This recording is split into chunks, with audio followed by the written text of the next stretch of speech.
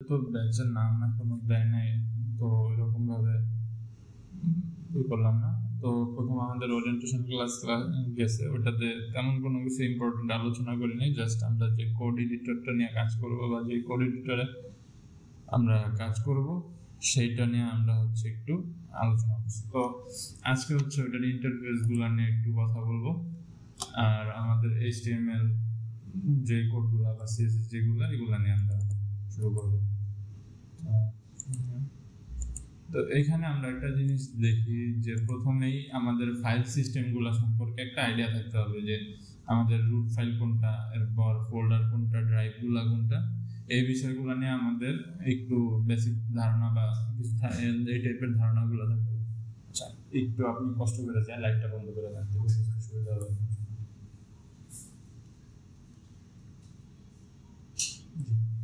Thank you. তো যেটা বলতেছিলাম যে আমরা যখন আমাদের কম্পিউটার বা আমাদের ল্যাপটপের পিসি বা ল্যাপটপের ফাইল এক্সপ্লোরার বা মাই কম্পিউটার অনেকের এই জায়গায় থাকে, এটাতে যখন যাই তো তখন আমাদেরকে হচ্ছে এইরকম একটা দেখায়, ড্রাইভ দেখায়। অনেকের আবার এই জায়গায় হচ্ছে ড্রাইভের সাথে সাথে কতটুকু স্পেস ব্ল্যাঙ্ক আছে সেগুলোও দেখা যায়।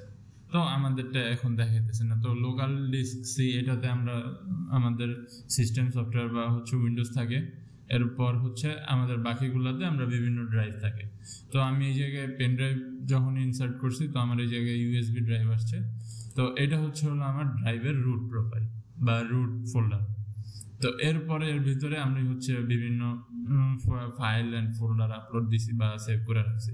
যেমন এই জায়গায় আমার কম set up, office set up, VS code set up, EXE file, EXE profile, code profile একটা VS কোড, এটাও আমি সেভ করে রাখছি। এটা হচ্ছে আমি ইউজ করি। এই জায়গার মধ্যে বিভিন্ন ধরনের হচ্ছে এই পাওয়া যায়, তো ওইটা সেট আপ দেওয়া যায়। অ্যান্ড আরও কিছু ফোল্ডার আছে। তো আমরা যখন এরকম আপনাদেরও ফোল্ডার থাকে, তো আমাদের রুট ফোল্ডার বলতে আমরা যেটা বুঝতেছি যে আমাদের এইটা হচ্ছে মেইন একটা ড্রাইভের মতো। যেমন আপনাদের ব্যাচ হচ্ছে আমি 0000003 দিছি, তো এটা হচ্ছে একটা রুট ফোল্ডারের মতো বা হচ্ছে আপনাদের কি বলে এটা বলছিলাম ড্রাইভের মতো। তো ড্রাইভের মতো কি এইটার ভিতরে হচ্ছে আমি আমার আরো যে ডিফারেন্ট ফোল্ডারগুলো থাকবে, বিভিন্ন দিন বিভিন্ন প্র্যাকটিস, বিভিন্ন টপিকের উপরে প্র্যাকটিস, সেইগুলো আমরা আলোচনা করবো। যেমন আজকে হচ্ছে আমাদের ক্লাস 1, তো এর জন্য আমি একটা নতুন ফোল্ডার ক্রিয়েট করি, এটার নাম দিলাম ক্লাস 01।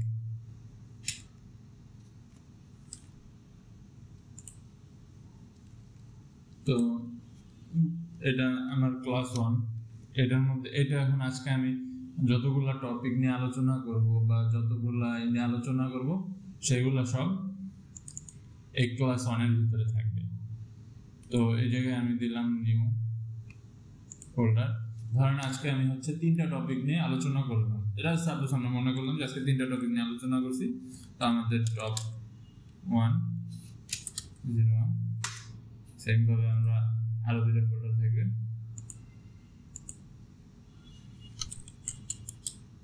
টপ 02 আসেন আসেন আসেন। এরপরে আমাদের হচ্ছে আমরা টপ 03।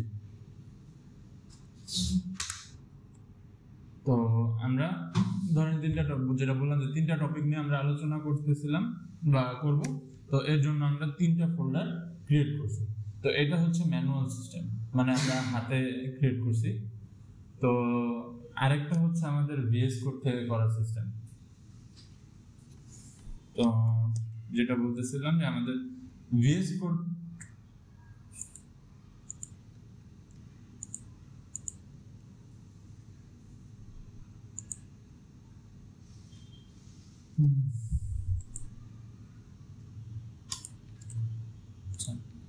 তো এটা আমরা হচ্ছে এইভাবে ওপেন করি, যে নর্মালি আমরা যে বলছিলাম যে ইনস্টলেশন প্রসেসের সময় আমরা যেটা দেই সমর অপশন থেকে ওপেন উইথ VS কোড, এটা দিয়ে আমরা ওপেন করি ফোল্ডারটা। তো এখন আমরা দেখি এই জায়গায় যে ব্যাচ 003 বা আমাদের মেইন ফোল্ডার যেটা, সেটা আমরা এই জায়গায় পাই বা আমরা দেখতে পাচ্ছি। তো এরপরে আমাদের ক্লাস 1 যেটা আমরা ম্যানুয়ালি ক্রিয়েট করছি। তো এরপরে ক্লাস 1 এর মধ্যে হচ্ছে আমরা পেয়েছি টপিক 1, টপিক 2, টপিক 3, এ পর্যন্ত তো ক্লিয়ার। তো এটা হচ্ছে হলো আমার এখন এই জায়গায় এই ব্যাচ 003 যেটা আছে এটা হচ্ছে আমার রুট ড্রাইভ। এর মধ্যে ফোল্ডার আছে দুইটা ফোল্ডার আছে, একটা ভিডিওস অর্থাৎ আমাদের ওরিয়েন্টেশন ক্লাসের ভিডিওসটা আমরা এই জায়গায় রাখছি, যেটা ভিডিওটা ছিল এটা এই জায়গায় রাখছি। আর আমাদের ক্লাস 1 এর যে টপিকগুলো নিয়ে আমরা কথা বলবো নেক্সটে, সেগুলোর জন্য আমরা 3টা ফোল্ডার আলাদা সাব ফোল্ডার বা হচ্ছে চাইল্ড ফোল্ডার ক্রিয়েট করছি। তো এই ফোল্ডার 3টা যেহেতু এই ক্লাস 1 এর মধ্যে 01 এর মধ্যে, তার মানে এই 01 হচ্ছে আমার প্যারেন্ট ফোল্ডার, আর এটার চাইল্ড ফোল্ডার হচ্ছে আমার এই যে টপ 01, টপিক 02, টপিক 03, এই 3টা। তো এটা আমরা ম্যানুয়ালি এই জায়গায় ডিসপিসি থেকে ক্রিয়েট করছি। আর ভিএস কোড থেকে সহজে ক্রিয়েট করার সিস্টেম হচ্ছে আমি দেখে যে এই জায়গায় যখন আমার এই যে কার্সরটা এই জায়গায় ক্লিক করলাম, চারপাশে একটা বর্ডার আসছে।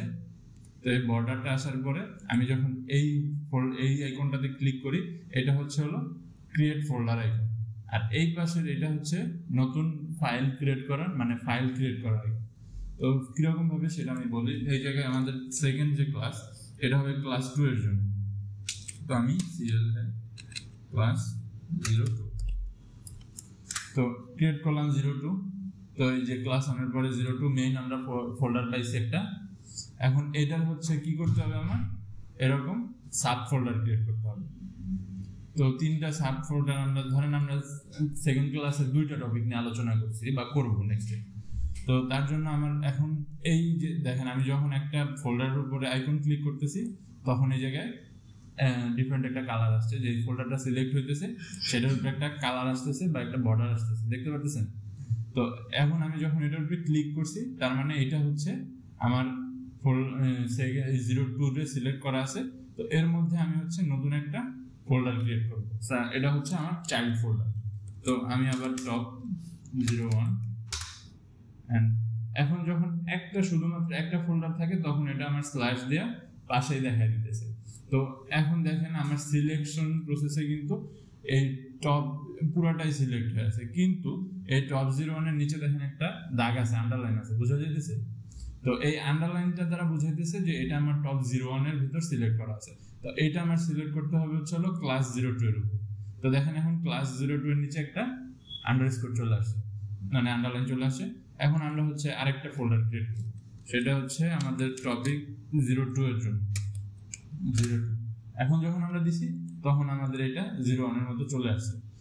তো এখানে আমি চাইলে আবার এই টপ 01 এর মধ্যে আরেকটা ফোল্ডার ক্রিয়েট করতে পারি। যেমন এই জায়গায় ধরেন আমি ইমেজ আপলোড দিব একটা, যেমন আমাদের ওয়েবসাইটে বিভিন্ন ইমেজ থাকে না, ওই ইমেজগুলোর আমরা রিসোর্স বলি। ইমেজ রিসোর্সের মধ্যে আমরা যেগুলো পিএনজি, এসভিজি, তারপর বিভিন্ন ফন্ট, এইগুলোর আমরা হচ্ছে রিসোর্স বলি। তো রিসোর্সগুলো আপলোড দেওয়ার জন্য আমার একটা আলাদা ফোল্ডার থাকে, আমরা ওটারে রিসোর্স। তো এটা হচ্ছে রিসোর্সটা কার আন্ডারে আছে, আমার টপিক 01 এর আন্ডারে। তো এই টপিক 0 এখন এটা সিলেক্ট হয়ে আছে রিসোর্স, কিন্তু আমার রিসোর্সের মধ্যে তো থাকবে ইমেজ। তো আমি যেহেতু HTML CSS নিয়ে আলোচনা করবো বা আজকে আমরা কাজ করব, তো এখন আমাদের হচ্ছে একটা ফাইল ক্রিয়েট করতে হবে। সেটা হচ্ছে আমাদের এই যে আমার এই টপ 01 এইটার আন্ডারে। তো এখন এই জায়গায় একটা জিনিস দেখেন, যে আপনি যখন রিসোর্সটাকে সিলেক্ট করা অবস্থায় ক্রিয়েট করতে চাইতেছেন একটা ফোল্ডার, মানে একটা ফাইল ক্রিয়েট করতে চাইতেছেন, এটা কিন্তু রিসোর্সের আন্ডারে, রিসোর্সের মধ্যে তৈরি হইতেছে। তো আমার দরকার হচ্ছে টপ 1 এর আন্ডারে। তো এর জন্য আমি হচ্ছে টপ 1 এর উপরে ক্লিক করব, দেন এই জায়গায় বলবো যে একটা index.html দরকার, index.html। তো এই জায়গায় আইকনগুলোর অ্যালাইনমেন্টটার দিকে একটু লক্ষ্য রাখবেন, যে ক্লাস 1 একেবারে সবার প্রথমে, মানে মেইন আইকন, যে মেইন ফোল্ডার যেটা, সেটা একেবারে সবার প্রথমে থাকে। তারপরে যেটা চাইল্ড ফোল্ডার, ও একটু ডান সাইডে চাপানো থাকে। তো এই আন্ডারে যেগুলো থাকে, যেমন আমি টপিক আন্ডারে আমার ফোল্ডার আছে যেগুলো আছে, এগুলা আরো একটু এই পাশে আগানো, মানে ডান সাইডে আগানো। তো এখন আমি রিসোর্সের আন্ডারে যদি আরেকটা ফোল্ডার ক্রিয়েট করি, ফাইল ক্রিয়েট করি, সাপোজ যে আমরা একটা ফাইল ক্রিয়েট করলাম img, ধরেন আপনি, তো এইটা দেখবেন যে এই index.html এর চারও আগানো হয়েছে। তো এইভাবে হচ্ছে আমাদের ফোল্ডার ট্রি গুলা তৈরি হয়। তো এইগুলার দিকে নজর দিতে হবে, যে এই জায়গায় দেখবেন যে একটু আইকনে, তো ভিএস কোড যদি আপনি কাস্টমাইজ করেন তাহলে এগুলো আরো বিভিন্নভাবে ভিজুয়ালাইজ করা যায়। তো ওইগুলা এখন তো ওইভাবে আমার ফাইলগুলো কাছে নেই, যার কারণে কাস্টমাইজ করতে পারতেছি না আমি। তো এমনিতে বোঝা যাইতেছে যে এই পাশে দেখেন এটা হচ্ছে হলো ক্লাস 1 ক্লাস 2, এগুলো হচ্ছে হলো এক লেভেলের মানে মেইন প্যারেন্ট ফোল্ডার। তারপরে এই টপ 1 টপ 2 এগুলো হচ্ছে চাইল্ড ফোল্ডার, চাইল্ড ফোল্ডারের আন্ডারে আরো চাইল্ড ফোল্ডার আছে, ওইগুলো হচ্ছে আমরা একটা আলাদা আলাদা ট্রি এর মাধ্যমে দেখতে পারতেছি, যে এই জায়গায় একটা দেখবেন তাগ আছে এন্ড ইমেজগুলো আছে। তো এখন এটা আমরা ডিলিট করে দিই, ইমেজ ডিলিট। তো এখন যদি আমি আমার ফোল্ডারে যাই, তো এই যে দেখেন আমরা 01 ক্রিয়েট করছিলাম এই জায়গা থেকে, 02 আমরা বিএস কোড থেকে ক্রিয়েট করছি, তো 02 আসছে, 02 এর মধ্যে টপ 01 টপিক 02, আবার টপিক 1 এর মধ্যে, আচ্ছা আমাদের এটা হচ্ছে হলো আমরা ক্রিয়েট করছিলাম ক্লাস 1, তো টপিক 1 এরপরে হচ্ছে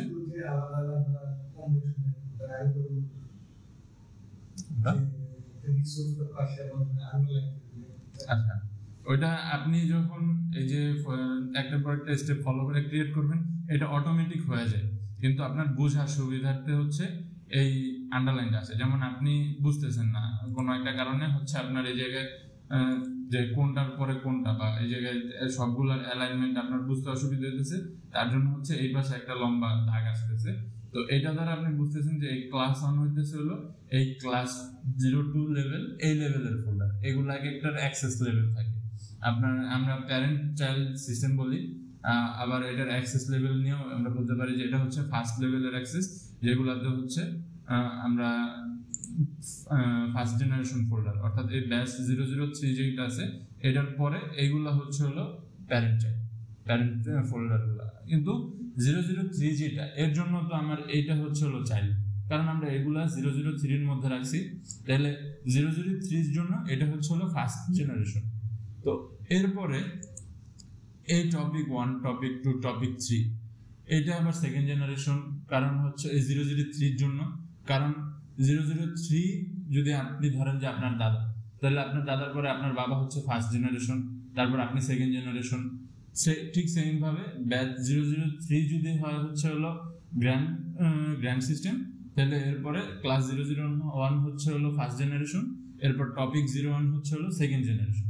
এরকম আপনি হচ্ছে এটা যদি আবার ওপেন করেন, টপিক 01 এর আন্ডারে যেটা আছে রিসোর্স আছে, index.html আছে, এরা হচ্ছে আবার থার্ড জেনারেশন। এখন আপনি যদি রিসোর্সের আন্ডারে আবার আরেকটা ফোল্ডার ক্রিয়েট করেন, সেটা হবে ফোর্থ জেনারেশন। এভাবে হচ্ছে হলো জেনারেশন বেসিসে সিস্টেমগুলো আগে। তো এই সিস্টেমগুলারে হচ্ছে ফাইলগুলারে একটার সাথে আরেকটা লিঙ্ক করার জন্য, বোঝার জন্য হচ্ছে একটা ট্রি ক্রিয়েট হয়, এটারে ফাইল ট্রি বলে। তো এই যে এই সাইডে দেখেন এই ক্লাস 1 আর ক্লাস 2 এই দুইটা same folder, same type folder বা সেম জেনারেশনের ফোল্ডার, তার জন্য এর পাশে হচ্ছে লম্বাই দাগটা থাকে। এরপর টপ 01 হচ্ছে এই টপ 02, এটা যে জেনারেশনের সেম জেনারেশনের, তার জন্য এইটার পাশে আবার একটা দেখেন লম্বা একটা দাগ আছে, বা এই দুইটারে বুঝাইতেছে বা মার্ক করতেছে। প্রজেক্টরে বোঝা যায়? তো এখন বুঝতে পারছেন? ওকে। এন্ড আমাদের এই জায়গায় এই .html দ্বারা হচ্ছে আমরা বুঝাই যে আমার এই ইন্ডেক্স ফাইলের মধ্যে আমরা হচ্ছে HTML কোড লিখব। তো এরকম CSS, জাভাস্ক্রিপ্ট প্রত্যেকটা সিস্টেমের জন্য, টেকনোলজির জন্য আলাদা আলাদা এক্সটেনশন আছে, ওই এক্সটেনশনগুলো দিয়ে আমরা বুঝাই যে এটা হচ্ছে আমাদের এই কোন ফাইলের মধ্যে আমরা কোন ল্যাঙ্গুয়েজে কোড লিখতেছি। তো প্রথম আমরা যেহেতু HTML প্র্যাকটিস করবো, এর জন্য index.html, এরপর CSS যখন আনবো বা CSS যখন লিখবো, CSS এর জন্য এক্সটেনশন হবে style.css হোক বা আপনার যে কোনো কাস্টম নাম যখন আপনি দিবেন, এক একটার জন্য এক একটা CSS যেটা আপনি অ্যাড করেন। তো প্রত্যেকটা ওয়েবসাইটের একটা জিনিস মাস্ট থাকতে হবে, আপনি সেটা যে টেকনোলজিতেই করেন, একটা index.html থাকতে হবে। একটা index.html ছাড়া আপনার কোনো ওয়েবসাইট, কোনো হোস্টিং এ আপনি রান করতে পারবেন না। এই index.html হচ্ছে প্রত্যেকটা ওয়েবসাইটের একটা ম্যান্ডেটরি একটা মেইন জিনিস। এই হলো, এরপর আপনি কাস্টম যে কোনো HTML ক্রিয়েট করতে পারেন বা বানাতে পারেন, সেগুলো হচ্ছে অন্য বিষয়। কিন্তু আপনার index.html মাস্ট বি থাকতে হবে। তো এখন হচ্ছে আমাদের HTML এর ব্যাপারে যদি আমরা আসি, আমরা ইউজ করি হচ্ছে HTML5। এরপরে HTML আরো ভার্সন আছে। HTML এর ফুল ফর্ম হচ্ছে হলো হাইপারটেক্সট মার্কআপ ল্যাঙ্গুয়েজ। অর্থাৎ এটা দ্বারা আমরা হাইপারটেক্সট সিস্টেমে আমরা হচ্ছে হলো কোড করি। তো হাইপারটেক্সট সিস্টেম কিরকম, এটা হচ্ছে হলো ট্যাগ সিস্টেম। অর্থাৎ আমাদের ধরেন একটা লিঙ্ক নেওয়ার জন্য আমরা লিঙ্ক ট্যাগ ইউজ করি, প্যারাগ্রাফ নেওয়ার জন্য পি ট্যাগ ইউজ করি, বিভিন্ন সাইজে হেডিং বা এই টাইপের যে সিস্টেমগুলো, এগুলোর জন্য হচ্ছে আমরা H1 থেকে 6 পর্যন্ত ট্যাগ ইউজ করি। তো এগুলো আমরা পরবর্তীতে দেখবো। তো এটা হচ্ছে হলো আমাদের হাইপারটেক্সট মার্কআপ ল্যাঙ্গুয়েজ। এটারে বলা হয় এই জন্য যে এটা হচ্ছে ট্যাগ সিস্টেম ব্যবহার করে। তো HTML আমরা ব্যবহার করি ওয়েব ডিজাইনের জন্য। এরকম XML আছে, যেটা হচ্ছে এই যে HTML এর XML ভার্সন আছে, যেটা হচ্ছে অ্যান্ড্রয়েড অ্যাপ ডেভেলপমেন্টের জন্য ব্যবহার করা হয়।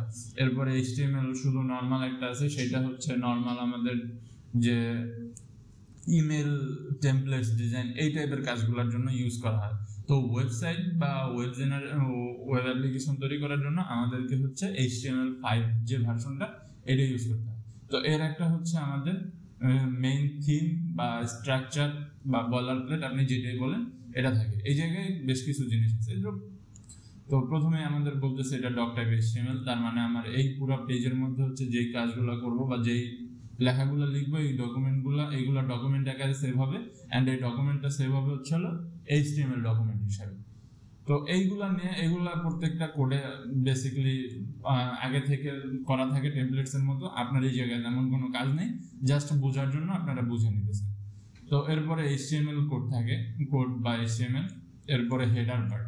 তো মেইন পার্ট আমাদের দুইটা, একটা হচ্ছে হলো হেডার পার্ট, এই জায়গা থেকে এই পর্যন্ত, এটা হচ্ছে হলো আমাদের হেডার পার্ট।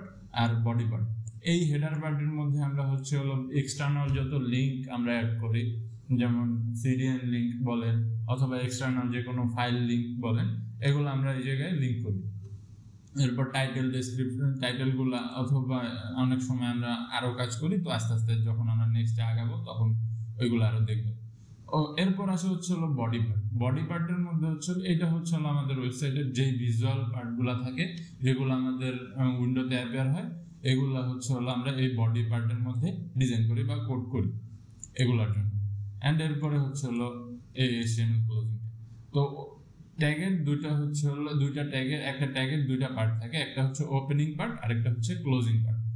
এই বডি ট্যাগের এটা হচ্ছে হলো বডি, দুইটা মিলে এটাকে বলা হয় এলিমেন্ট। যেমন এটা হচ্ছে হলো বডি এলিমেন্ট, এই টোটাল এটা। তো এটার জন্য প্রথম এটা হচ্ছে হলো ওপেনিং ট্যাগ, অ্যান্ড এই পাশে যে নিচে স্ল্যাশ সহ যেটা ফরওয়ার্ড স্ল্যাশ সহ, এটা হচ্ছে ক্লোজিং ট্যাগ। তো 90% HTML কোডেরই ওপেনিং এন্ড ক্লোজিং দুইটাই থাকে। তবে কিছু কিছু HTML ট্যাগ থাকে যেগুলোর হচ্ছে শুধুমাত্র ওপেনিং থাকে, ক্লোজিং ট্যাগ থাকে না, ওইগুলোর হাইব্রিড ট্যাগ বলা হয়। তো এই জায়গায় টাইটেল, এটারে যদি আমি একটু লাইভ সার্ভারে ওপেন করি, ওপেন উইথ লাইভ সার্ভার, এটা একটা এক্সটেনশন। তো এই হচ্ছে হলো আমাদের কোড এডিটর। এই পাশে এটা ফাইল ট্রি, এগুলো তো বললাম। এই জায়গায় সেটিংস থেকে আমরা কিছু সেটিংস আপনাদের ইনস্টলের পরে ই করতে হয়, যেটা হচ্ছে অটো সেভ। প্রথম সেটিংসে ঢুকলে এই জায়গা থেকে, এরপর সেটিংস, এটা হচ্ছে এরপর এই প্রথমে অটো সেভ, এটার হচ্ছে আফটার ডিলে করে নিতে হবে, তাহলে আপনার কোডগুলো অটোমেটিক্যালি সেভ হয়ে যাবে, আপনার বারবার কন্ট্রোল এস দিয়ে সেভ করার দরকার হবে না। এরপর চাইলে font size, font family change করতে পারেন। আর যদি আপনি VS কোড সম্পর্কে ওইভাবে এক্সপার্ট না হন বা এগুলো নিয়ে নাড়াচাড়া করে এক্সপার্ট না হন, তাহলে আপনার এগুলোতে আপাতত দেওয়ার দরকার নেই, জাস্ট এটা সেভ করবেন। অ্যান্ড এরপরে হচ্ছে আরেকটা কাজ করবেন, সেটা হচ্ছে ওয়ার্ড র্যাপ। হ্যাঁ, এই যে এই জায়গায় ওয়ার্ড লিখলে এই জায়গায় ওয়ার্ড র্যাপ আসবে, এটা অন করে নেবেন। তাহলে আপনি যখন কোড বেশি বড় হয়ে যাবে, অটোমেটিকলি নিজে নিজে লাইন ব্রেক করে নিবে, এটা ওই নিচে একটা স্ক্রল বার আসে, ওইটা আসবে। তো এই দুইটা কাজ করে নেবেন। তো সেটিংস এর পরে এই জায়গায় আমার এটা হচ্ছে এক্সটেনশন। এই জায়গা থেকে বিভিন্ন এক্সটেনশন আমরা অ্যাড করি।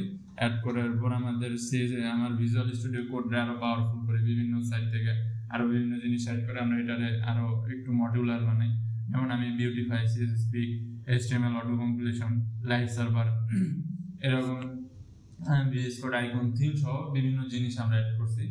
এরপরে রান এন্ড ডিবাগ এগুলো আপাতত আমাদের দরকার নাই। এটা হচ্ছে হলো আমরা যখন পাইথন, আপনারা যদি পাইথন করেন কোনো সময়, তখন এটার সাথে পাইথন গুলো করলে তখন এই জায়গা থেকে করতে পারবেন।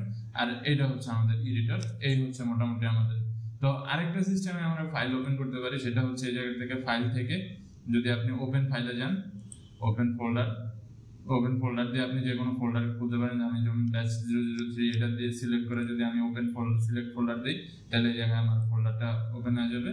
অ্যান্ড চাইলে এই জায়গা থেকে ফাইলও ক্রিয়েট করতে পারেন, নিউ টেক্সট ফাইল, চাইলে টেক্সট ফাইল করতে পারেন। তো এগুলো এই জায়গায় অপশন থাকে।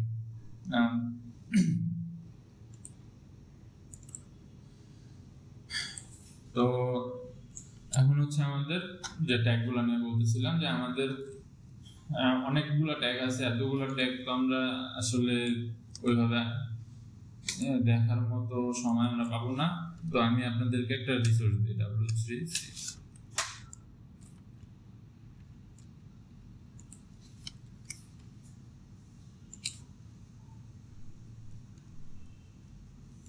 তো W3 স্কুলের এই জায়গায় আপনারা গেলে HTML, CSS বিভিন্ন সব যত ওয়েব ডিজাইন ডেভেলপমেন্টের যত টেকনোলজি আছে সবগুলো সম্পর্কে পাবেন এই জায়গায়। তো এই জায়গা থেকে আপনারা নিজেরা হচ্ছে, আমি মেইনলি বেসিক যেগুলো আমরা ট্যাগ বেশি ব্যবহার করি ওই ট্যাগগুলো নিয়ে আলোচনা করব। আর এরপরে আরও যে ট্যাগগুলো হঠাৎ ব্যবহার হয় বা খুব কম ব্যবহার করি, ওই ট্যাগগুলো আপনারা একটু এই জায়গা থেকে দেখে নেবেন। তো এই জায়গায় HTML প্রথমে আমরা যদি যাই, তো HTML সম্পর্কে যে কিছু ডিসক্রিপশন আছে। HTML is standard markup language for web pages, মানে এটা ওয়েব পেজের জন্য মার্কআপ ল্যাঙ্গুয়েজ। HTML দিয়ে আমরা নিজেদের ওয়েবসাইট তৈরি করতে পারি। HTML ইজি টু লার্ন, এইগুলা নর্মালি। তো ওই জায়গায় HTML এর যে বেসিক টেমপ্লেটস বা বলার প্লেট যেটা বলে সেটা দেওয়া আছে। তো এরপরে HTML এক্সারসাইজ সম্পর্কে বলা আছে। তো ইন্ট্রোডাকশন দেখলাম, HTML বেসিক, ডকুমেন্টস, এলিমেন্টস। তো এই যে এলিমেন্ট সম্পর্কে বলছে যে tag name, closing tag name, এই পুরাটা হচ্ছে হলো আমার একটা এলিমেন্ট। অ্যান্ড এই জন্য হচ্ছে হলো and it defined by start tag and end tag। এই জায়গায় আমার এলিমেন্টের ডেসক্রিপশন দেওয়া আছে। HTML is defined by start tag, some content and end tag। তো সাম কন্টেন্ট বলতে আমরা ধরেন একটা প্যারাগ্রাফ ট্যাগ নিলাম, প্যারাগ্রাফ ট্যাগের মধ্যে আমরা যেটা রাখি সেটারে বলা হয় কন্টেন্ট। অ্যান্ড এটা ওপেনিং ট্যাগ পি, আর এটা হচ্ছে হলো এই পাশের এটা ক্লোজিং ট্যাগ, সেটা তো আমি আগেই বললাম। তো এই জায়গায় আলাদাভাবে ডিফাইন করা আছে। তো এই সব টোটাল এই তিনটা পার্ট মিললে এটা হচ্ছে হলো আমার একটা এলিমেন্ট তৈরি করে। তো এলিমেন্ট কেন বলি, আমরা যখন এটা জাভাস্ক্রিপ্টে নিয়ে কাজ করি তখন আমাদের এইগুলারে আলাদাভাবে ডিফাইন করা লাগে। তো এর জন্য আমরা হচ্ছে প্রথম থেকেই পুরাটা আর কি করে দেখেছি এই জায়গা থেকে। এরপরে H1P এগুলো হচ্ছিল আমাদের, যেমন আমরা H1 যে বললাম যে আমাদের হেডিং এর জন্য H1 থেকে 6 পর্যন্ত হচ্ছে আমাদের, H1 থেকে 6 পর্যন্ত আমাদের 6টা ট্যাগ আছে, যেগুলো দিয়ে আমরা বিভিন্ন টাইপের হেডিং তৈরি করতে পারি।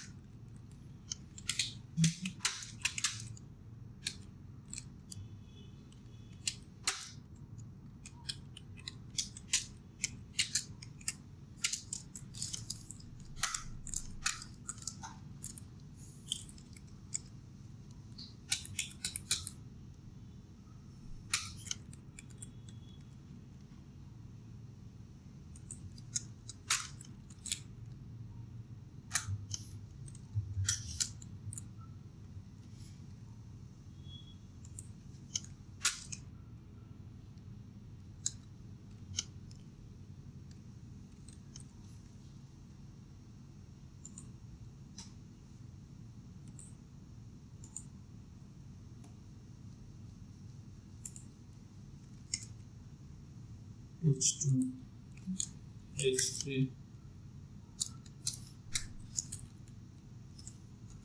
H4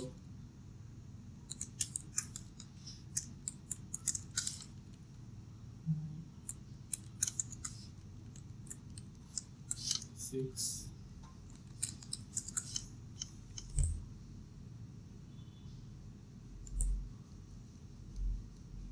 তো এটা লাইভ সার্ভারে আমরা হচ্ছে আমাদের HTML এর যে কোডগুলো করে এইগুলোর একটা প্রিভিউ দেখতে পাই। তো এটা হচ্ছে আমার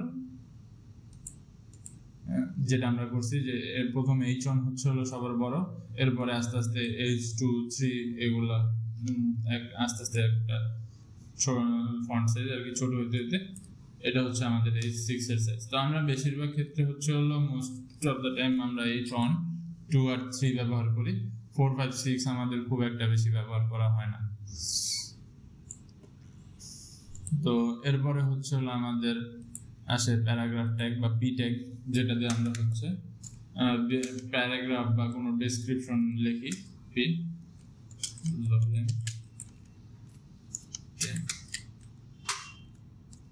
তো এটা হচ্ছে আমাদের প্যারাগ্রাফ, বা যখন আমরা কোনো প্যারা লিখি বা ডেসক্রিপশন লিখি তখন আমরা হচ্ছে এই পি ট্যাগ ব্যবহার করি। এরপরে হচ্ছে আমাদের লিঙ্ক ট্যাগ বা লিঙ্ক ট্যাগ, যখন আমরা কোনো কিছু লিঙ্ক করতে চাই এক্সটার্নাল, যেমন এই জায়গায় আমি একটা CSS নিলাম, ধরেন আমার একটা CSS ফাইল আছে index.html এর সাথে আমরা style.css,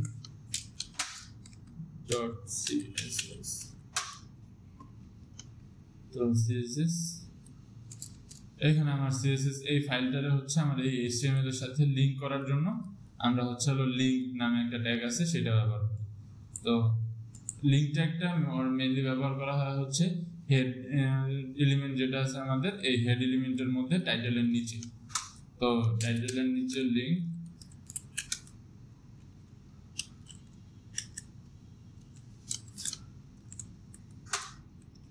তো লিংক এরপরে হচ্ছে href দিয়ে আমাদের বুঝাইতেছে যে কোন জায়গায় আমার যে ফাইলটা লিংক করতে চাইতেছে এটার পজিশনটা কই আছে বা ডেস্টিনেশন ফোল্ডারটা কোন জায়গায় আছে। তো এর জন্য ডট স্ল্যাশ দিলে আমার style.css যদি সেম ফোল্ডারের মধ্যে থাকে, যেমন আমার এটা টপিক 1 এর মধ্যে ছিল এই জায়গায়, এই কারণে আমি একটা ডট দিছি আমার চলে আসছে। এখন যদি আমার এটা অন্য কোনো ফোল্ডারের ভিতর থাকতো তাহলে আমার ডাবল ডট দিতে হতো, ডাবল ডট দিলে এটা টপিক 1 অর্থাৎ আমার এটা তখন ক্লাস 1 এর আন্ডারে চলে আসছে। তো এরকম যদি আমি আরেকটা ডট দেই তাহলে এটা হচ্ছে ক্লাস 1 এর বাইরে টোটাল, যেমন ডট স্ল্যাশ যদি, আচ্ছা এর বাইরে আর কাজ করবে না, ডাবল ডট পর্যন্তই কাজ করে। তো টপ 1 এরপরে হচ্ছে আমার এটা style.css, তো আমি এখন আমার style.css টা লিংক করে দিচ্ছি। তো এখন এটা লিংক হয়েছে বুঝবো কিভাবে, আমি একটা বেসিক দেখাই। আমি এখন CSS নিয়ে আজকে আলোচনা করব না, তো এই কারণে আমি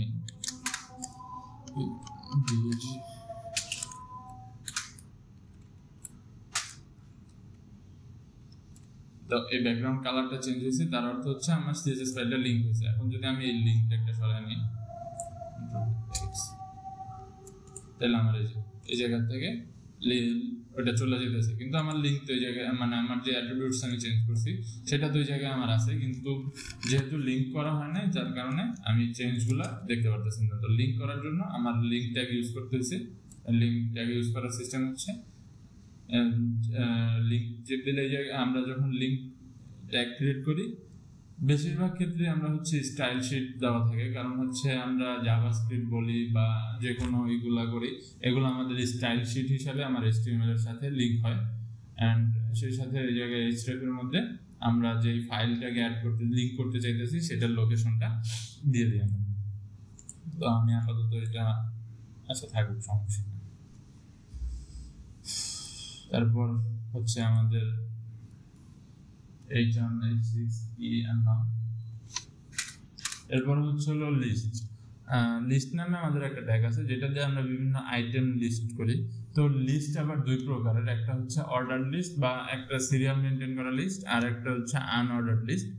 যে লিস্টটাতে আমাদের আইটেমগুলো হচ্ছে এলোমেলো থাকে। এলোমেলো বলতে যেটা অর্ডার লিস্ট সেটাতে 1 2 3 4 এরকম একটা মার্কিং থাকে, একটা আইটেমের পর আরেকটা আইটেমের জন্য একটা নির্দিষ্ট থাকে যে কি থাকে, কি অ্যান্ড ভ্যালুগুলা আমরা ওইভাবেই সাজাই। আর আনঅর্ডার লিস্ট যেটা, ওটা কোনো ভ্যালু বা কি থাকে না, তো কি কি সেটা আমরা একটু দেখি। যদি এই জায়গায় লিস্টের জন্য আমাদের প্রথমে তো আনঅর্ডার লিস্টের জন্য আমার ইউএল আমরা আনঅর্ডার লিস্ট বুঝি, এন্ড এর পরে আইটেম অ্যাড করার জন্য আমার এলআই। তো এলআই দিয়ে আমরা এই জায়গায় দিলাম।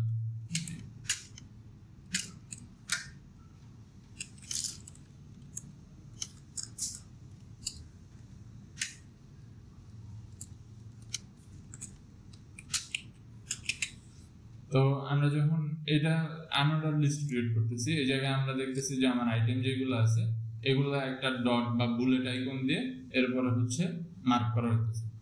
তো এইটাই যখন আমরা আবার হচ্ছে অর্ডার লিস্টে আনতেছি,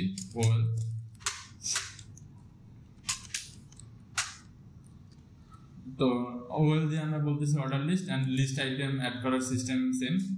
আমরা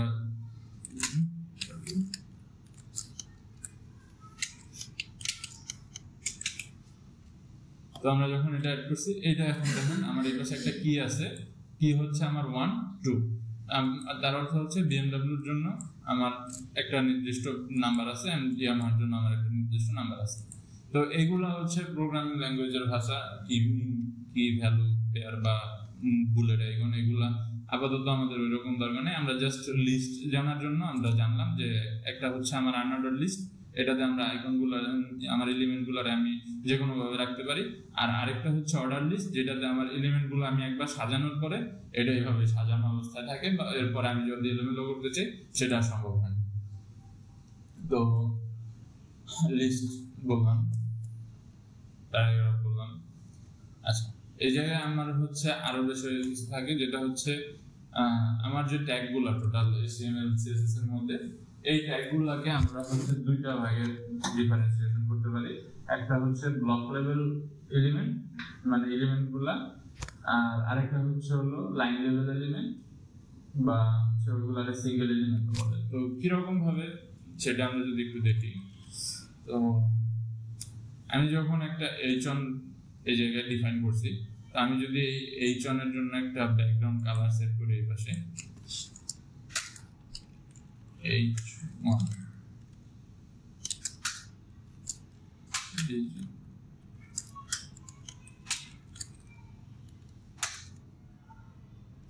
তো আমার এই জায়গায় দেখেন আমার লেখা কিন্তু শুধুমাত্র এইটুকু ব্যাকগ্রাউন্ড, মানে আমার যেটা বলতেছি আমি যে আমরা h1 এ যখন লিখছি বা এলিমেন্ট কন্টেন্ট অ্যাড করছি, এই কন্টেন্টের সাইজ কিন্তু শুধুমাত্র এইটুকু, কিন্তু আমার এই h1 কিন্তু পুরো স্পেসটা বা পুরো লাইনটা কিন্তু ব্লক করে রাখছে। তো কিন্তু আমি যখন এই সেম কাজটাই স্প্যানে করি, স্প্যানে সেম কন্টেন্ট অ্যাড করি,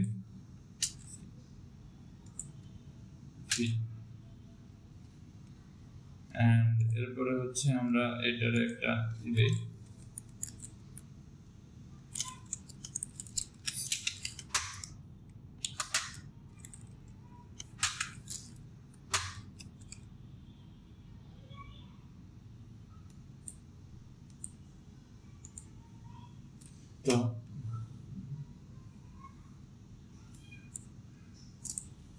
তো এই জায়গায় স্প্যানের জন্য দেখেন আমার স্প্যানের আইটেম কন্টেন্ট যতটুকু শুধুমাত্র এটা অতটুকু জায়গায় দখল করছে। সেমটা আমি যদি পি এর জন্য করি,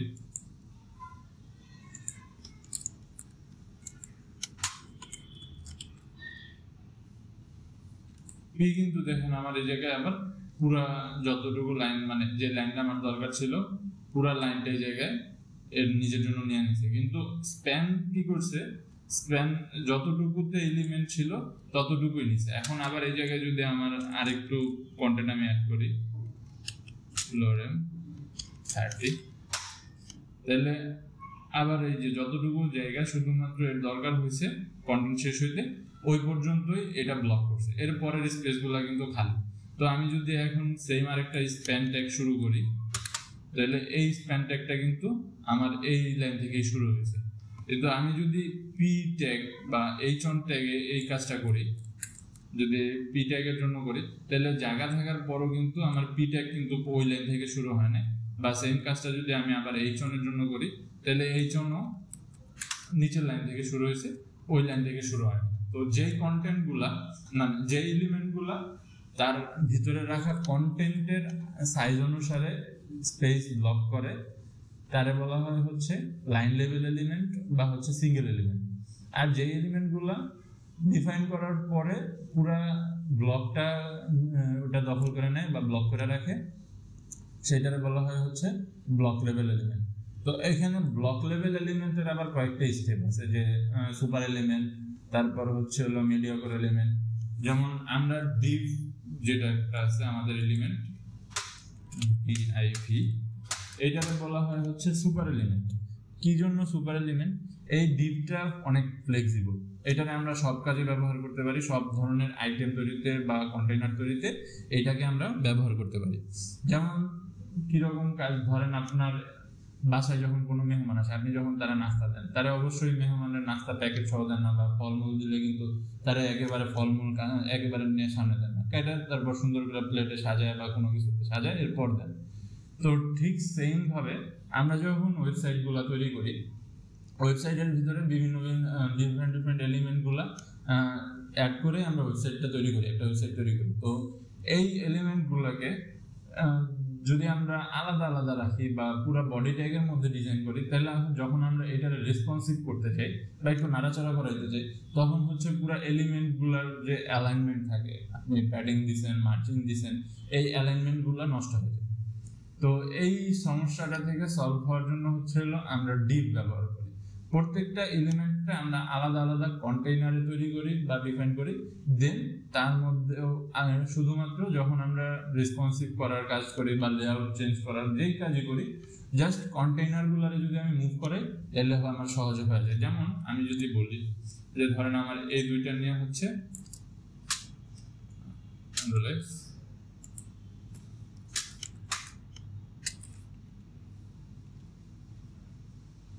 এই দুইটা হচ্ছে আমার আরেকটা ডিভের মধ্যে আছে।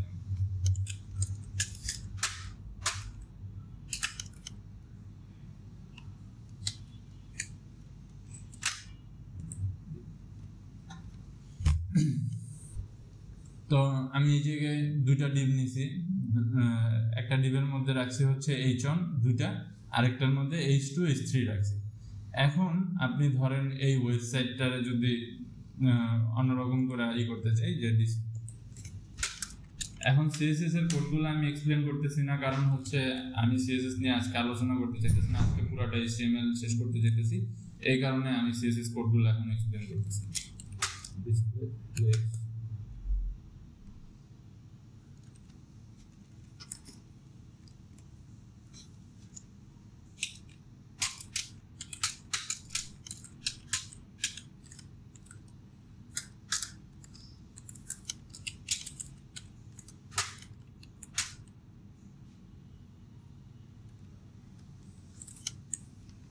এখন আমার এই জায়গায় এলিমেন্টগুলো কিন্তু আলাদা আলাদা ভাবে আছে, আমি একটার পর একটা সুন্দরভাবে সাজাইছি। এখন আমার ধরেন যে আচ্ছা আরেকটু কাজ করি,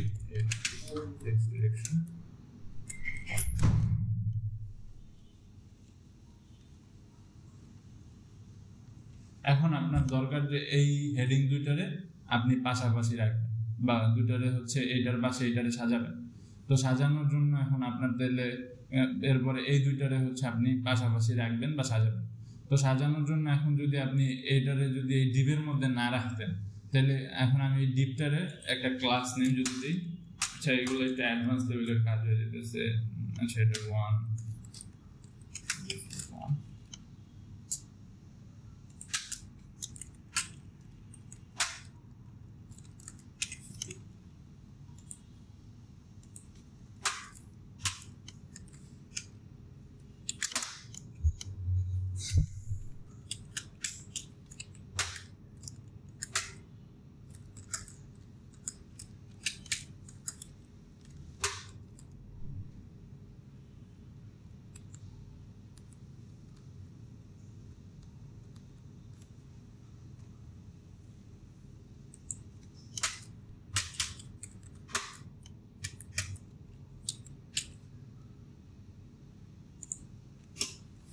তো এই যে আমরা এখন এই দুইটা একটা ক্লাস ডিভ এর মধ্যে কন্টেইনারের মধ্যে ছিল, এই কারণে আমরা দুইটারে পাশাপাশি সাজাতে পারছি বা আমাদের যেরকম ইচ্ছা ছিল সেভাবে আমরা সাজাতে পারছি। এখন আমার যদি ধরেন লেআউটটা এরকম নিচে নিচে না করে আমরা যদি এটারে পাশাপাশি করি, পাশাপাশি বলতে কন্ট্রোল করলাম, তো এখন আমার এলিমেন্টগুলো দেখেন নিচে যেটা ছিল এই এলিমেন্টগুলো কিন্তু অন্যরকম ভাবে সাজানো হয়েছে। তো এইটার ভিতর কিন্তু আমার কন্ট্রোল আছে, আমি চাইলে এটারে আমি উপরে নিচে করতে পারতেছি বা সাজাতে পারতেছি, কিন্তু বাকি যে এলিমেন্টগুলো আছে এই এলিমেন্টগুলোরে কিন্তু আমি চাইলে উপরে নিচে বা পাশাপাশি সাজাতে পারতেছি না।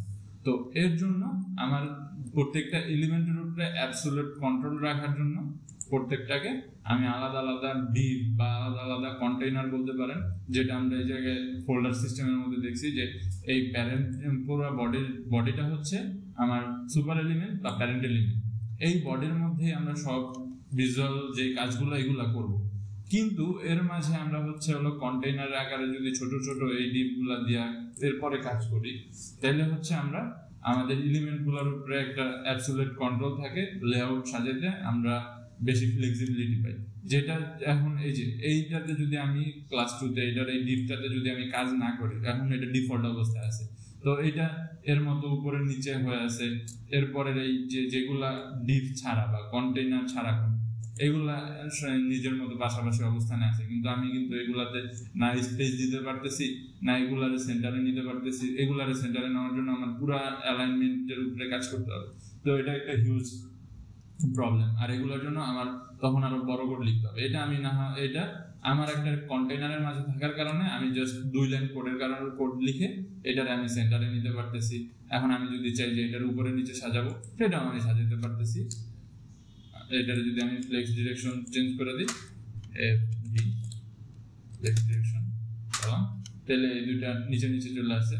তো এটার আমি স্পেসিংটা তারপরেও কিন্তু আমার এই যে দুইটার মাঝে স্পেসটা কন্ট্রোলে আছে, কিন্তু এটার মাঝে কিন্তু আমার স্পেসটা কন্ট্রোলে নাই বা আমি এটা বাড়াইতে কমাতে পারতেছি। তো এই সুবিধাটার জন্য আমরা হচ্ছে হলো এই প্যারেন্ট চাইল্ড বা হচ্ছে হলো কন্টেইনার সিস্টেমটা ব্যবহার করি। তো যখন ওয়েবসাইট ডিজাইন করি আমরা প্রত্যেকটা এলিমেন্টকে আলাদা আলাদা কন্টেইনারের ভিতর নিয়ে এরকম পার্ট করে এরপর ডিজাইন করি, দেন হচ্ছে আমরা এগুলারে একটার পর একটা সাজাই একটা কমপ্লিট ওয়েবসাইট করি। তো এই যে এরকম বুঝাইলাম, এর মাঝে কারো কোনো কিছু বোঝার সমস্যা বা কোনো কিছু জানার আছে?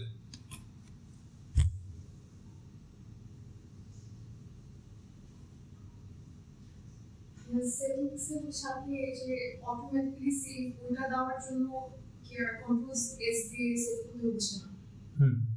ওটার জন্য জি জি।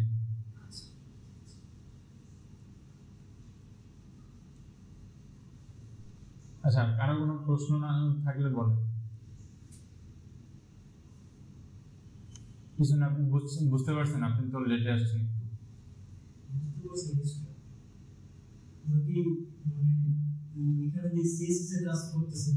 আচ্ছা, সিএসএস এরটা নিয়ে আপনার এখন কোনো টেনশন করার দরকার নেই, কারণ সিএসএস এর জন্য আমরা আবার নেক্সট ক্লাসে ক্লাস করব। কিন্তু আমি এখন এইচটিএমএল এর মধ্যে যে প্রবলেমগুলো এগুলো নিয়ে আমি কথা বলতেছি। অ্যালাইনমেন্ট, পজিশনিং এগুলো নিয়ে কোনো চিন্তা করার এখন দরকার নেই।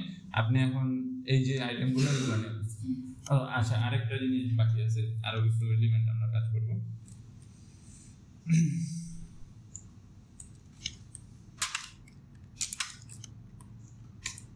প্রশ্ন থাকলে করেন।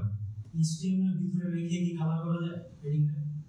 জি, দিস ইজ হেডিংটা আছে, হ্যাঁ কালার করা যায় এইচটিএমএল এর ভিতরে রেখে। এইচটিএমএল এর মাধ্যমে সিএসএস এর মধ্যে আপনি করছেন না?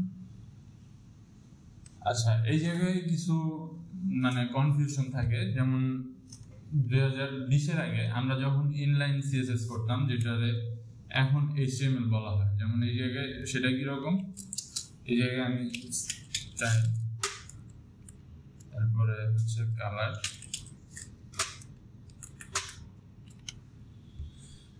এইটা হচ্ছে হলো আমার যে এই জায়গায় আমি স্টাইল ট্যাগ দিয়ে যেটা করলাম, এটারে আমরা আগে বলতাম 2020 এর আগে এটাকে বলতাম হলো আমরা হচ্ছে ইনলাইন সিএসএস। তখন আমরা সিএসএস এর তিনটা সিস্টেমে কাজ করতে পারতাম, বা বলতাম তিনটা সিস্টেমে সিএসএস করা যায়। একটা হচ্ছে ইনলাইন, একটা হচ্ছে ইন্টারনাল, আর আরেকটা হচ্ছে এক্সটার্নাল। এক্সটার্নালটা এই জায়গায় আমরা আপনারা দেখছেন যে স্টাইল ডট সিএসএস নিয়ে তারপর আমরা করছি। এটা হচ্ছে আমার এক্সটার্নাল, এরপরে এটারে আমরা লিঙ্ক ট্যাগে এই জায়গায় কানেক্ট করে দিতেছি। আপনি সামনে আসেন, আপনি একটু ঢুকতে দেন না।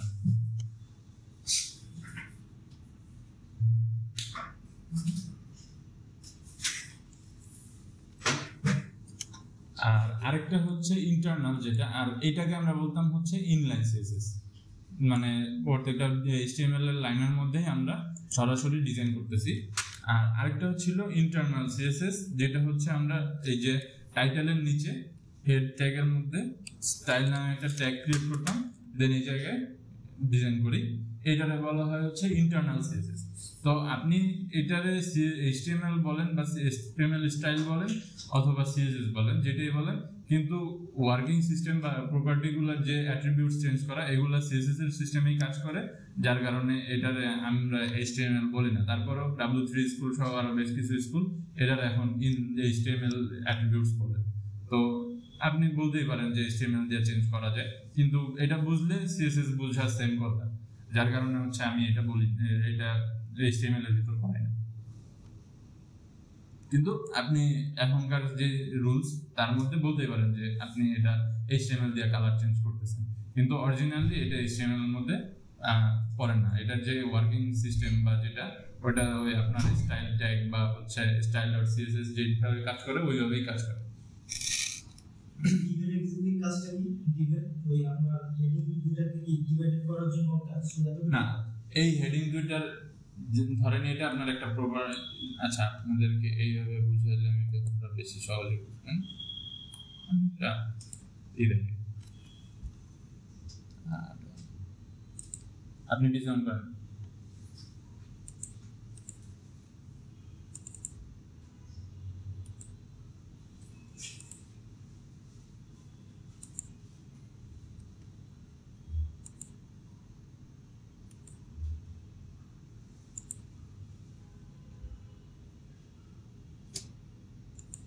আচ্ছা এটা হচ্ছে আমাদের একটা ওয়েবসাইট ছিল, আমরা যেটা হচ্ছে অন্য ব্যাচে কাজ করছি। তো এই জায়গায় আমাদের এটা হচ্ছে নেভিগেশন বা এটা হিরো সেকশন, না আচ্ছা ঠিক আছে, তাহলে আপনি একটু বসুন। তো এই জায়গায় প্রত্যেকটা এই যে ন্যাব বার এরপর হিরো সেকশন এইগুলোরে বলা হয় হচ্ছে ওয়েবসাইটের এলিমেন্ট। আমরা তো HTML এলিমেন্ট সম্পর্কে জানছি যে ওপেনিং ট্যাগ এন্ড ক্লোজিং ট্যাগের মধ্যে যেটা থাকে ওটা হচ্ছে আমার HTML এলিমেন্ট, কিন্তু ওয়েবসাইটের কিছু এলিমেন্ট থাকে, যেমন এই বাটন একটা এলিমেন্ট, এরপরে এই নেভিগেশন বার যেটা এই পুরোটা একটা এলিমেন্ট। তো এই এলিমেন্ট গুলারে হচ্ছে আমরা যদি আপনি চাইলে করতে পারেন একবারে, যদি আমরা আচ্ছা আমার কোডটা যদি আমরা একটু দেখি এই জায়গায়,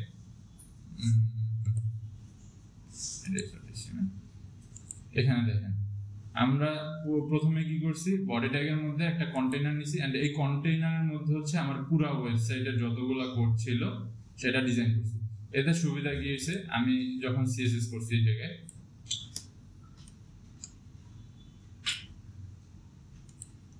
তখন আমি এটারে অ্যালাইনমেন্ট দেওয়া সহ, আচ্ছা এর কাছে তো আমি এটারে অ্যালাইনমেন্ট, এই যে কন্টেইনার এটার হাইট উইথ ডিসপ্লে সহ যে কাজগুলো করছি, ফ্লেক্স ডিরেকশন এগুলাতে আমি ব্যাকগ্রাউন্ড কালার চেঞ্জ সহ সব কাজগুলো হচ্ছে কন্টেইনারের মধ্যে করছি। বডিতে জাস্ট যেই কোডগুলো বা সেই CSS গুলো আমার ম্যান্ডেটরি, ওইগুলো না দিলেই না, ওইগুলো আমরা অ্যাট্রিবিউট সেট করছি। তো আমি ওই দিকে যেতেছি না। তো সুবিধাটা কি, সুবিধাটা হচ্ছে আমি যখন ন্যাপ বারটা ডিজাইন করছি এই জায়গায় কন্টেইনারের মধ্যে, ধরেন এই যে ন্যাপ বারের জন্য আমার আলাদা একটা আছে, কি বলে এটাকে, ন্যাপ বার সেকশন আছে। এখন ধরেন আপনার ন্যাপ বারটা আপনি চাইতেছেন যে কি করবেন, আপনি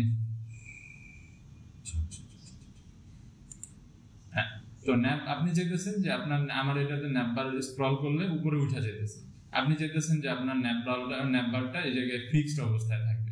তো তার জন্য আমরা কি করতে পারি, আমরা এই জায়গায় জাস্ট ন্যাপ বারের জন্য যে কন্টেইনারটা, এইটার কন্টেইনারটারে যদি আমি এই জায়গায় কিছু অ্যাট্রিবিউট সেট করি, তাহলে আমার ন্যাপ বারটা এই জায়গায় ফিক্সড অবস্থায় থাকে, এন্ড আমি স্ক্রল করলে এটা হচ্ছে আর ই করতেছে না। কিন্তু এটা যদি আমার পুরা বডি ট্যাগের মধ্যে আমি করতাম আলাদা কোনো কন্টেইনার না দিয়ে, তাহলে তখন কি হতো, আমার এই ন্যাপ বারটার সাথে সাথে পুরো ওয়েবসাইটটাই কিন্তু আমার সেম একটা কন্টেইনারে হওয়ার কারণে, মানে সেম একটা ইয়াতে হওয়ার কারণে কিন্তু ফ্রিজ হয়ে যেত, যা আমি তখন স্ক্রল করতে পারতাম না, কারণ ন্যাপ বারের উপরে যে অ্যাট্রিবিউটস আমি দিতেছি ওইগুলো তো আমার বাকি ওয়েবসাইটের মধ্যেও আসতেছে।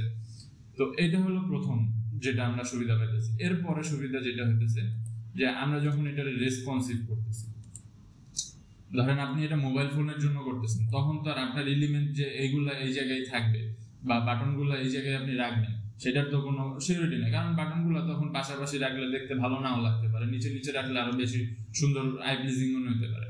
তো তার জন্য যাতে আমার এই পজিশনিং গুলা, যেমন একটু আগে দেখালাম যে দুইটা এইচন পাশাপাশি থাকার কারণে, একটা কন্টেইনারে থাকার কারণে আমরা কিভাবে উপরে নিচে বা পাশাপাশি যেভাবে চাইছি দুই লাইন কোডের মাধ্যমে সুন্দরভাবে সহজে আমরা এটারে চেঞ্জ করতে পারছি, লেআউটটা পজিশনিংটা সহজে চেঞ্জ করতে পারছি। কিন্তু এটা যদি ওপেন থাকতো, অন্য কোনোগুলোর মতো যদি ফ্রি থাকতো, কোনো কন্টেইনারের মাঝে না থাকতো, তাহলে আমার এটা চেঞ্জ করার সময় যে এটা চেঞ্জ হয়ে যে স্পেসটা খালি হবে ওই স্পেসটাতে কোন এলিমেন্টটা আসবে এই অ্যালাইনমেন্ট গুলা বা এই লেয়ারিং গুলা নিয়েও আমার টেনশন করা লাগতো বা এই লেয়ারিং গুলো আমার সেট করা লাগতো, তাহলে আমার পুরো কোডটাই আবার চেঞ্জ করা লাগতো নতুন একটা কোডে। তো এই সুবিধাগুলো পাওয়ার জন্য হচ্ছে আমরা এই কন্টেইনারটা ব্যবহার করি। মানে কন্টেইনার যদি আমি ব্যবহার করি তাহলে আপনি পজিশনিং এর সুবিধা পেতেছেন, হ্যাঁ পজিশনিং এর সুবিধা পেতেছেন, লেয়ারিং এর সুবিধা পেতেছেন, এন্ড আপনি এলিমেন্ট গুলোর যে প্লেসমেন্ট এইগুলোতেও সুবিধা পেতেছেন। তো ওইগুলো আমরা আরো সামনে প্লেসমেন্টের বিষয়গুলো আরো সামনে যখন করব তখন আমরা বুঝবো। তো এখন আপাতত আমরা পজিশনিং এন্ড লেয়ারিং এর বিষয়টাই দেখি। তো আচ্ছা, এরপরে আমরা যেটা বলতেছি যে এখন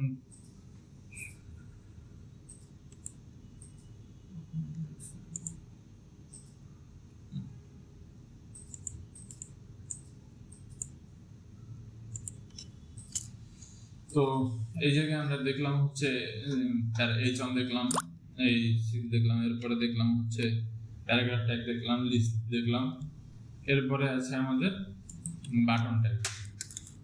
তো বাটন ট্যাগ দিয়ে হচ্ছে আমরা বাটন ক্রিয়েট করি, সিম্পল একটা বিষয় যে সাবস্ক্রাইব, ধরেন যে আমি একটা বাটন ক্রিয়েট করলাম। তো এই যে এটা হচ্ছে ক্লিকেবল বাটন ট্যাগ। তো এইগুলো আমরা কাস্টমাইজ করে আরো করতে পারি, তার জন্য আমাদের সিএসএস দরকার হবে। তো আমরা আপাতত এটাই জানি যে বাটন ট্যাগ দিয়ে আমরা বাটন অ্যাড করতে পারি, তবে বাটন ট্যাগ ছাড়াও আমরা এ ট্যাগ সহ বিভিন্ন ট্যাগ দিয়ে অ্যাড করতে পারি। তো আরেকটা ট্যাগ আছে আমাদের যেটাকে আমরা বলি অ্যাঙ্কর ট্যাগ বা এ ট্যাগ। এটা দিয়ে হচ্ছে আমরা এক্সটার্নাল কোনো লিঙ্ক আমার ওয়েবসাইটে যদি কোনো লেখা বা কোনো কিছুতে অ্যাড করতে চাই সেটা করি। যেমন ধরেন আপনি বলতেছেন যে আপনি এটা আমরা বেশিরভাগ সময় ফেসবুকে দেখি যে আপনি যখন বড় কোনো ক্যাপশন থাকে ওইটা ছোট করে স্ক্রল করার সময় ছোট থাকে, এরপর যখন ভিউ মোর বা রিড মোরে যখন ক্লিক করেন তখন আপনার হচ্ছে এটা বড় হয়।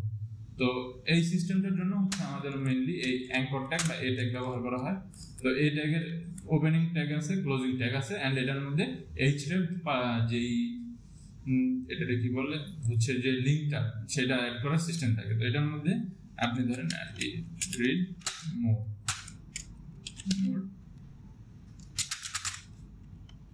দিলেন, এন্ড এই জায়গায় আপনি হচ্ছে হলো যে কোনো একটা গুগল লিঙ্ক অ্যাড করে দিলেন।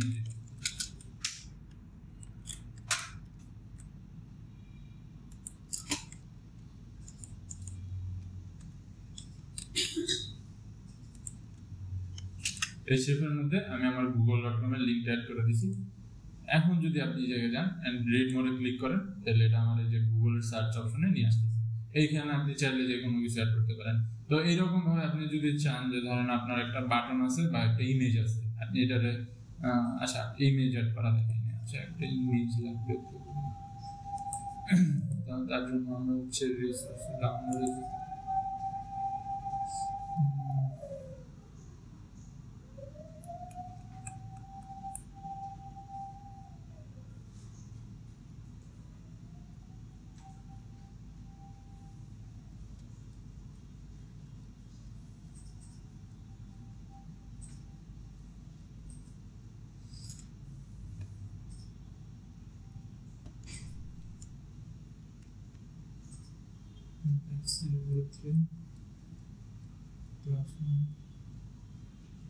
topic on resource.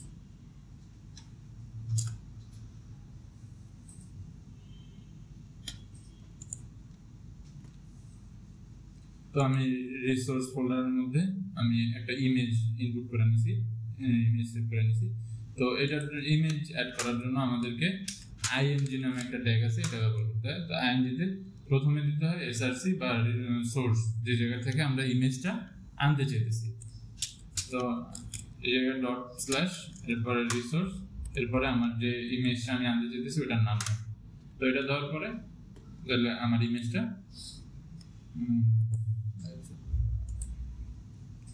এই জায়গায় আমার ইমেজটা চলে আসে। তো এটার আবার সাইজিং করা যায়। সাইজিং করার জন্য আমাদের হচ্ছে সিএসএস এর হেল্প নিতে হবে। তো এই জন্য আর আমি ওইদিকে গেলাম না, ইমেজটা অনেক বড়, যার কারণে হচ্ছে বেশি বড় দেখা যাচ্ছে, ছোট ইমেজ পেলে ভালো। আচ্ছা যাই হোক, তো এইখানে আরেকটা অপশন আছে, আরেকটা ইনপুট দেওয়ার সিস্টেম আছে, এটা হচ্ছে অল্ট। এটা দ্বারা আমরা বুঝি যে আমার ইমেজটার লিঙ্কটা যদি কোনো কারণে ব্রোক হয়ে যায় বা আমার ইমেজটা যদি কোনো কারণে ফোল্ডার থেকে ডিলিট হয়ে যায়, তাহলে এই ইমেজের স্পেসটা যাতে একেবারে ব্ল্যাঙ্ক না হয়ে যায়। যেমন ধরেন আপনার এই জায়গায় কোনো কারণে একটা 6 কাটা গেল, তাহলে ইমেজের নামে বলেছে। তো এখন যদি আমরা দেখি, আসেন আপনি একটু পিছনে যান, ওনার একটু সামনে আসছেন। হ্যাঁ, আপনি সামনে চলে আসেন, আপনি সামনে চলে আসেন, আপনারা ভিতরে ঢুকেন।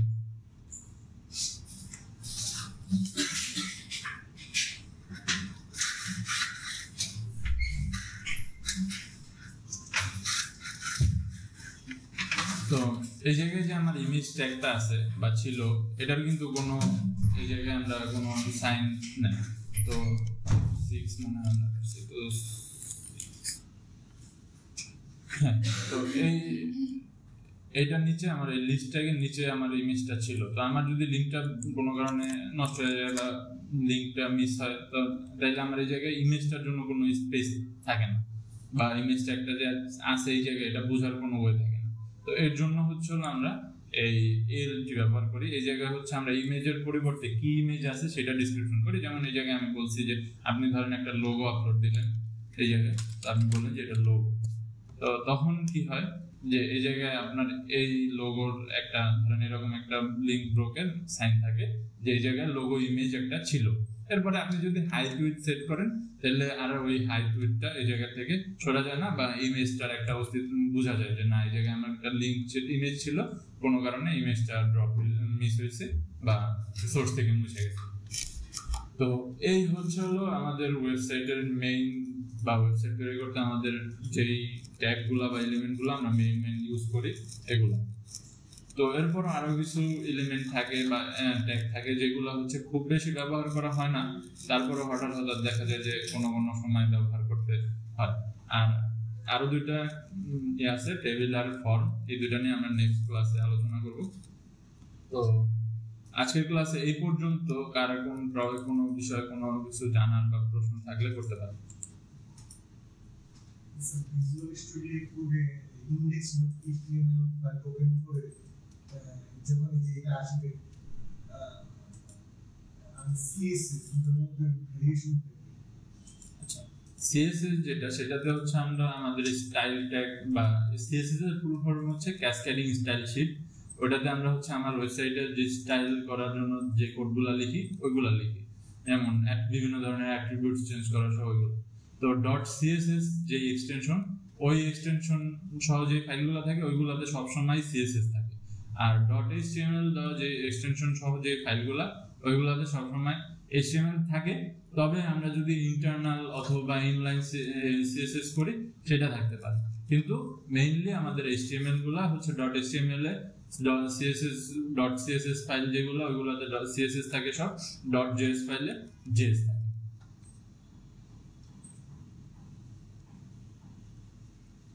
বুঝতে পারছেন? আচ্ছা, আর কোনো কনফিউশন আছে?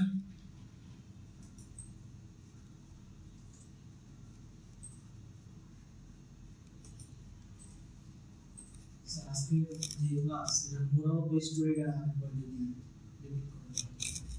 মোরাল অফ দ্য স্টোরি বলতে এই জায়গায় আমরা আজকে হচ্ছে এইচটিএমএল নিয়ে আলোচনা করছি। এইচটিএমএল এর বিভিন্ন ট্যাগ, যে ট্যাগগুলো আমরা হচ্ছে মেইনলি ব্যবহার করি ওইগুলাই, যে একটা ওপেনিং ট্যাগ, কন্টেন্ট আর ক্লোজিং ট্যাগ, এটা নিয়ে এলিমেন্ট তৈরি হয়। যেমন আমার এই জায়গায় এই H1 এর জন্য একটা ওপেনিং ট্যাগ, H1 এর এটা ওপেনিং ট্যাগ, এটা ক্লোজিং ট্যাগ, আর এই পাশে দিস ইজ মাঝখানে দিস ইজ এ হেডিং।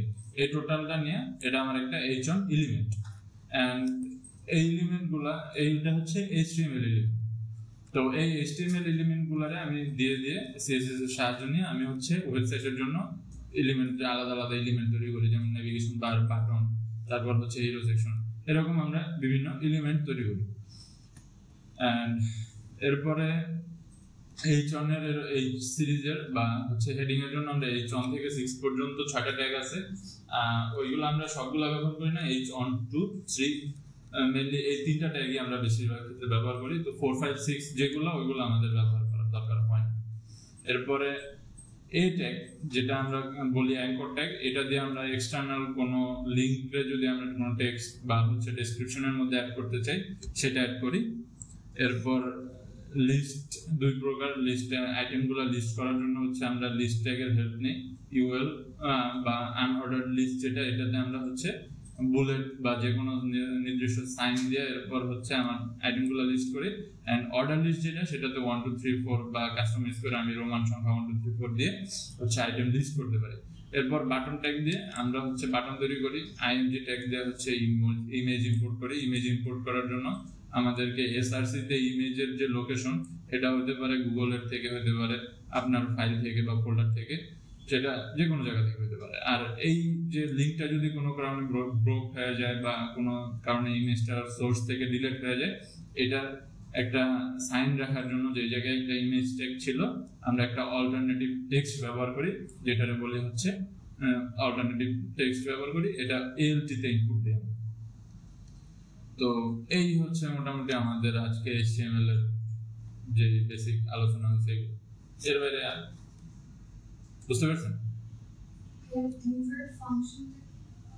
আচ্ছা, div এর ফাংশন এটা মাল্টি ফাংশনাল, এটার অনেকগুলা কাজ আছে। div দিয়ে আমরা সরাসরি H1 H2 এর মতো চাইলে আপনি এলিমেন্ট লিখতে পারেন। আবার আপনি এটারে কন্টেইনার হিসাবে, মেইন পারপাস হচ্ছে ওয়েবসাইটে আমরা div ব্যবহার করি। মডার্ন যে ওয়েবসাইটগুলো মডার্ন কোডিং সিস্টেমে আমরা div কে ব্যবহার করি হচ্ছে কন্টেইনার হিসাবে। তো এর আগে ঠিক মনে নেই, তো ওল্ড যে ওয়েবসাইটগুলো ওইগুলাতে হচ্ছে সেকশন সিস্টেমে আমরা ওয়েবসাইট ডিজাইন করতাম। যেমন আমার হিরো সেকশন বা হচ্ছে আমরা যেটা ওয়েবসাইট দেখলাম ন্যাপবারের জন্য ন্যাপ সেকশন ছিল, এরকম সেকশন দিয়ে এরপর আমরা হচ্ছে ডিজাইন করতাম। তো এখন আমরা আর ওই সেকশন ট্যাগ এলিমেন্টটা ব্যবহার করি না, এর বদলে আমরা ডিভটারেই কন্টেইনার দিয়ে বা হচ্ছে ক্লাস দিয়ে ডিফারেন্ট পারপাসে ব্যবহার করি। আর এরপরে সিলেক্টর সিস্টেমগুলো ওইগুলো যখন ল্যাবে ঢুকলে ফোনটা একটু সাইলেন্ট করে ঢুকবে। তো কন্টেইনার সিস্টেমের মধ্যে আমরা যখন ব্যবহার করি, তো আমাদের একটা ওয়েবসাইটে তো H1 অনেকগুলো থাকতে পারে, div অনেকগুলো থাকতে পারে। তো এগুলাকে আলাদা আলাদাভাবে ক্লাসিফাই করার জন্য হচ্ছে আমরা ক্লাস বা এই ব্যবহার করি। এটা হচ্ছে সিলেক্টিং সিস্টেম, ওইগুলো আমরা হচ্ছে নেক্সট ক্লাসে আমরা আরো ডিসক্রিপশন যখন হবে ওইগুলো ওয়াইডলি আলোচনা করব। তো আজকে হচ্ছে এই পর্যন্তই আমাদের আলোচনা। তো আর কারো কোনো কিছু বুঝতে পারছেন? আচ্ছা, আরেকটু আগে আসার ট্রাই করবেন। নেক্সট ক্লাস থেকে 3:30টার সময়, 3:30 বা এর আশেপাশে আসবেন। আপনাদের পর 3:30 হ্যাঁ।